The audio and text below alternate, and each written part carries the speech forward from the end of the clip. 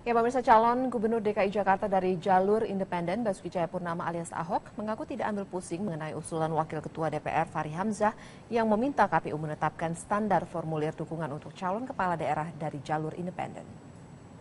Pada hari Selasa lalu, Wakil Ketua DPR Fachri Hamzah meminta KPU untuk menetapkan standar formulir untuk menyeragamkan dukungan bagi calon independen. Fachri meminta formulir standar KPU dilampirkan bersama dengan formulir dari relawan dan fotokopi KTP. Usulan Fachri otomatis membuat para pendukung Ahok harus mengulang dari awal kerja keras yang telah mereka lakukan, yaitu mengumpulkan hampir 1 juta KTP. Meski demikian, Ahok menanggapi santai usulan tersebut, bahkan mempersilahkan Fachri untuk maju memperebutkan kursi Gubernur DKI Jakarta. Ya nggak apa-apa lah, dia juga wakil ketua DPR independen kok, nggak ada partai kan dia. Jadi Fachri Hamzah tuh sama saya tuh dia cuma merasa saingan aja. Jangan independen, jangan dia doang dong, masa gua juga independen. Kalau dia kan wakil ketua DPR independen. Jadi Fachri Hamzah paling hebat di Indonesia, anggota DPR independen. Nggak ada di undang-undang loh, kalau calon independen ada dalam undang-undang loh. Nah, jadi sebenarnya dia lebih inovatif, lebih hebat daripada saya. Makanya dia jangan saingan. Kita ke Pilkada DKI, pemirsa. Spanduk dukungan pencalonan Basuki Cahayapurnama, Jarod Saiful Hidayat yang terpasang di sejumlah lokasi di Jakarta dicopot oleh petugas Satpol PP. Spanduk dukungan dianggap mengganggu ketertiban dan dipasang tanpa izin. Belasan petugas Satpol PP Pemprov DKI mencopot spanduk dukungan pencalonan Ahok Jarot yang terpasang di beberapa lokasi strategis di Jakarta. Spanduk diduga dipasang sekelompok orang yang mendukung Ahok Jarot maju kembali sebagai pasangan gubernur dan wakil gubernur DKI.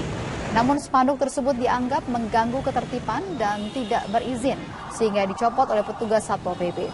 Selain mencopot spanduk Ahok Jarot, petugas juga menertibkan puluhan spanduk ucapan selamat menjalankan ibadah puasa dari sejumlah politisi yang dipasang di atas jembatan penyeberangan.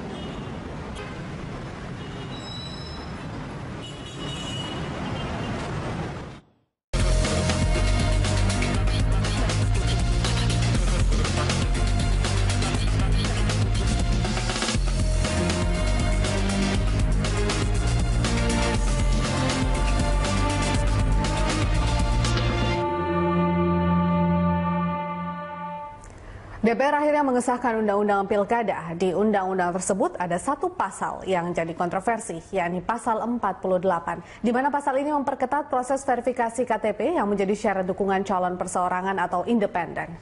Pasal yang mengatur verifikasi administrasi dan faktual itu dinilai banyak pihak sebagai cara menjegal para kandidat perseorangan, salah satunya petahana Gubernur DKI Jakarta Basuki Cahayapurnama atau Ahok. Sebab proses verifikasi yang menggunakan metode sensus selain merepotkan, juga berpeluang menggugurkan banyak KTP dukungan bagi kandidat independen. Lalu benarkah pasal 48 ini memang menjadi penjegal calon independen seperti Ahok?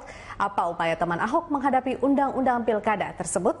Dan untuk membahasnya, kita sudah menghadirkan narasumber dengan topik kita hari ini 1001 cara jegal Ahok. Di studio telah hadir pendamping ahli teman Ahok, Bapak Igusti Putuarte, dan juga pengamat politik Yunarto Wijaya. Serta dari kantor KPU ada Komisioner KPU Hadar Nafis Gumai. Ya, terima kasih Pak Putuarte dan juga Mas Toto sudah hadir bersama kami. Terima kasih. Ya, selamat malam juga buat Pak Hadar Nafis Gumai yang bergabung bersama kami dari kantor KPU. Kita tahan dulu, kita simak informasi berikut ini. Undang-Undang Pilkada pasal 48 yang mengatur verifikasi faktual bagi dukungan calon independen dinilai memberatkan Gubernur DKI Jakarta Basuki Cahayapurnama atau Ahok yang kembali maju lewat jalur independen mengaku tidak masalah dengan pasal tersebut. Namun Ahok tidak dapat menutupi kegusarannya karena merasa dipersulit langkahnya menuju Pilkada tahun depan. Berikut kutipan pernyataan Ahok.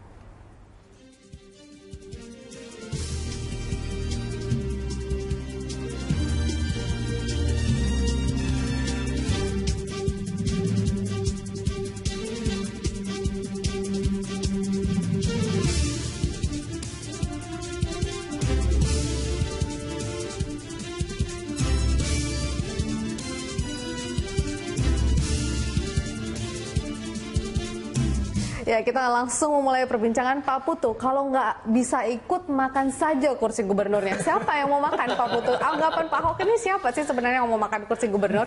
Ya, siapa yang memang dari sekarang ini bersaing gitu kan? Tapi memang aturan ini memang memperberat.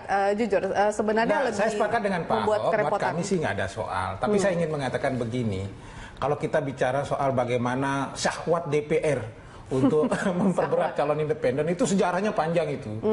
Jadi sejak awal ketika kemudian ini kan sejarahnya ketika Undang-Undang Nomor 11 Pemerintahan Nasional tahun 2006 itu memberi ruang calon independen, itu kan angkanya di situ 3%. Nah, kemudian muncullah gugatan Undang-Undang 32 oleh salah satu anggota DPR dari Lombok, lalu Rangga Lawe. Nah, direvisilah Undang-Undang 32 itu yang kedua menjadi Undang-Undang 12 2008. Angkanya di situ masih sebetulnya sudah berat. Artinya kalau mau paralel dengan Undang-Undang Pemerintahan Aceh harusnya kan 3%, tapi di situ kan 3,5%. Nah, kemudian muncullah ketika undang-undang ini diubah menjadi Undang-Undang Nomor 8 tahun 2015, diangkat lagi, kemudian menjadi angka 6,5% sampai 10%. Dan pembahasan kemarin kan mau naik lagi jadi 15%. Jadi sebetulnya memang nggak ikhlas DPR. Tapi hak inisiatif itu kan bukan datang dari DPR, tapi karena terpaksa karena MK yang mengesahkan itu. Tapi ini artinya untuk menjegal calon independen, atau ini adalah bagian dari 1001 cara menjegal Ahok? Ya, salah satu kita curigai juga mungkin Ahok akhirnya jadi korban. Tapi ketika pasal 48 3 hari itu sebetulnya pasal itu tidak cerdas gitu, menurut saya gitu. Karena sudah ada waktu 14 hari, biarlah KPU yang mengatur, sehingga fleksibel. Karena jangan bikin undang-undang yang Jakarta sentris. Kalau di Jakarta 3 hari mendadak kan bisa dekat. Bagaimana kalau di Papua satu tempat dengan tempat yang lain bisa 2 hari jalan kaki itu untuk mendatangkan orang. Atau Maluku Utara harus perlu pakai sampan, perlu pakai boot segala macam. Maka saya kira ini juga agak berlebihan. Nah, sekarang itu tugas KPU kan menjadi sangat berat, KPU di daerah terutama. Karena sebetulnya bagi calon tidak ada masalah, yang terjebak itu KPU di daerah. Mereka harus bekerja maksimum di 9 hari pertama itu untuk memastikan semua jalan. Lah kalau kemudian logistik tidak siap, anggaran tidak cukup, verifikator tidak cukup, terlalu banyak kemudian yang tidak bisa ditemui. Nah, akhirnya kan jadi... Artinya di daerah semakin sulit lagi sebenarnya. Betul, untuk, kualitas. Itu kalau tidak, di Jakarta sendiri bagaimana untuk teman-teman Ahok? buat kita nggak ada masalah, karena kita sudah bisa, ya artinya mau dijegal, sebelum dijegal pun sebenarnya kita sudah punya rumus untuk melawan penjegalan itu gitu kan. Kita percaya diri lah, seperti Pak Ahok bilang, nggak ada soal buat kita ya. Baik, Mas Toto, Anda melihat ini verifikasi ini mempermudah atau mempersulit sih sebenarnya? Ya, jelas mempersulit. Kalau kita coba lihat tadi sudah dijelaskan oleh Pak Putu ya, bagaimana sejarah jalur perseorangan inti, tanda kutip seakan-akan tidak ikhlas diterima oleh DPR karena aturan yang semakin memberatkan. Saya pun sebelum berbicara mengenai verifikasi faktual termasuk yang menolak naiknya angka ambang batas bagi dukungan jalur perseorangan. 3% pun kalau kita bicara bandingan dengan negara-negara lain di sistem presidensial yang mengakui jalur independen sudah termasuk berat. Di Amerika Serikat katakanlah untuk menjadi calon presiden saja di masing-masing negara bagian hanya dibutuhkan, misalnya negara bagian besar California hanya butuh 1%. Terbesar Arizona misalnya itu 3%. Itu pun tapi didasarkan pada disebutnya vote cast. Jadi dibandingkan dengan pemilu sebelumnya itu berapa jumlah yang memilih, artinya partisipasi pemilihnya.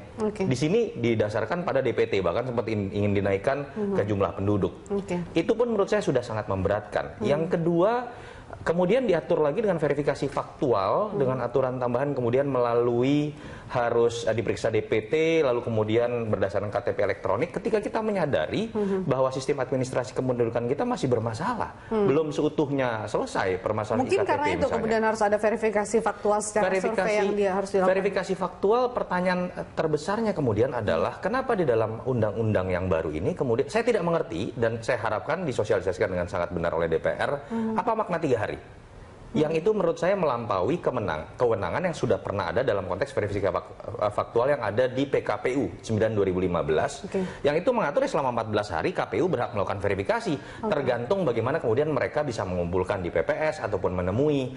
Batasan 3 ini saya belum mengerti apa maknanya, selain menurut saya memang membatasi kerja dan jelas memberatkan begitu kan. Tidak ada argumentasi yang menurut saya cukup kuat. Yang kedua, pertanyaan terbesar adalah secara teknis juga. Kalau hari ini dibahas juga di beberapa media nasional ya, harus didasarkan pada DPT sebelumnya misalnya. Artinya pemilih pemula ini kemudian bisa kehilangan momen untuk menjadi pemilih. Yang ketiga, saya tidak tahu Pak Hadar mungkin bisa menjelaskan nanti, apakah perangkat yang dimiliki oleh KPU dalam konteks ini verifikator, dalam konteks ini anggaran, itu dimungkinkan. Teman Ahok ini jangan main-main loh kalau kita bicara contoh Jakarta, targetnya 1.200.000. Orang awam mengatakan, dengan jumlah 1.200.000 verifikasi faktual arti misalnya menghabiskan waktu 30 menit sampai 1 jam, berapa lama waktu diperlukan? Berapa banyak verifikator yang perlu disiapkan? Gitu ya? Dan seberapa terjaminnya kualitas dari verifikator tersebut untuk kemudian bisa bekerja profesional? Tambahan dikit saja, yang sebetulnya agak heran ini, pasal ini adalah yang berat itu, kalau tidak ditemukan langsung dinyatakan gugur itu. Itu kan sebetulnya apa istilahnya merugikan calon, karena sebetulnya untuk menemukan atau tidak menemukan itu udah urusan KPU sebagai petugas verifikator di situ. Oke, baik, kita sapa dulu Pak Hadar. Pak Hadar, Anda sepakat dengan Mas Toto dan juga Pak Putu Arta?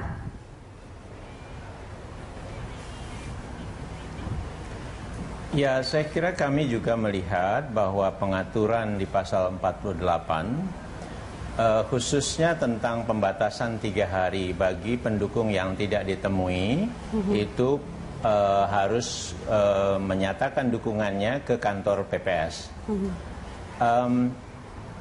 Prosedur sensus atau prosedur menemui semua pendukung dan masa 14 hari itu sebetulnya sudah kami laksanakan selama ini.